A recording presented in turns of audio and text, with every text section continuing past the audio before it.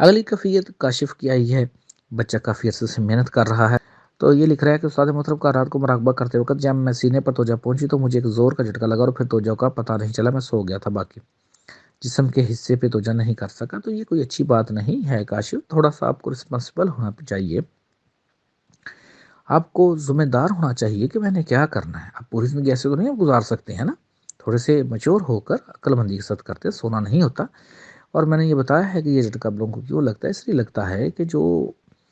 Energy body ہے اسے تو یہی لگتا ہے نا کہ اب یہ سیٹ اپ پورا تیار ہوگا، میں نے نکلنا ہے، لیکن بعد وہ ہمارا شعور کیونکہ جاگ رہا ہوتا ہے تو اس کی موومنٹ کو کیپچر کرتا ہے، تو جیسے جیسے اب ادھر ٹیون ہوتے جائیں گے تو گرپ ہو جائے گی آپ کی۔ آگے وہ لکھتا ہے، اور استاد محترم مجھے ماتھے پہ تھرڈ آئی پہ مسلسل وائبریشن محسوس ہو رہی ہے، تو ہاں تو وائبریشن فیل ہونی ہے، اب تھرڈ آئی نے کھلنا نہیں ہے، جاگنا نہیں ہے اس نے، بھائی کب سے وہ سوئی ہوئی ہے، کب سے آپ نے اس کو دبا دبا کے پتہ نہیں کتنی نسلوں سے اس کے ساتھ ظلم کیا ہوا آپ لوگوں نے، لو وائبریشن میں رکھ رکھ کر اس کا ستیہ ناش کیا ہوا ہے، تو اب وہ جاگے گی، اسے بتائے گی آپ کو کہ آپ کچھ ہے، آپ کو ایسی سپریم چیز ہیں۔ اللہ پاک نے ہم انسانوں پر جو فضل کیا ہوا ہے، اللہ پاک نے جو ہمیں ایسا تکوین شعور دیا تھا اسے چھینا نہیں ہے، یہ ہے اس مالک کا ہم پر سب سے بڑا احسان۔ اس مالک نے ہم سے وہ چیز چھینی نہیں، اگر وہ چاہتا تو چھین سکتا تھا، لیکن اس کو چھپا دیا اور ساتھ ساتھ ہدایت بھی بیچتا رہا، اور جو ہدایت کو فالو کرتے ہیں وہ اپنے اس چیز کو واپس پا لیتے ہیں۔ یعنی آپ کے پاس ایک چیز تو ہو لیکن وہ چھینی نہ جائے، وہ چھپا دی جائے، اور آپ جب چاہیں اس کو تھوڑا سا جو ہے کھود کر نکال لیں تو دیٹ سال آپ کامیاب ہو گے نا۔ تو ایسے ہی اللہ پاک نے انسان کو صلاحیتیں دے کر واپس نہیں چھینی، انہیں جسٹ چھپایا ہے۔ خلق الانسان فی احسن تقویم ثم رددنا اسفل سافلین الا الذین آمنوا وعملوا الصالحات وتواصوا بالحق وتواصوا بالصبر، کہ ہم نے انسان کو بہترین تخلیق کیا، احسن تقویم شعور دیا، پھر اس کو اسفل سافلین کر دیا، لیکن وہ لوگ جو ایمان لے آئیں، اور ایمان پہ تو بھی ڈسکشن ہوگی، وہ پچھلا میرا لیکچر ادھورا رہ گیا، اس پر ابھی ہم ڈسکشن کریں گے، پھر نیک اعمال کریں اور حق بات کریں، دیکھیں آگے نا بات، حق بات کریں اور صبر کریں تو ضرور کامیابی ہو جائے گی، ان کو ریورس دے دے گا۔ تو یہ جو کچھ بھی کیا جا رہا ہے آپ کے اس ایمان کو پختہ کرنے کے لیے، فائنل کرنے کے لیے، کہ آپ نے یہ تمام کریشن کی جو ڈیمینشنز ہیں وہ سمجھنی ہیں، آپ نے جو اللہ پاک نے اپنی صفات بیان کی ہیں ان کو آپ نے سمجھنا ہے، تو جیسے جیسے آپ سمجھیں گے آپ کا ایمان مکمل ہوتا جائے گا۔ ایک لمحہ ایسا بھی آتا ہے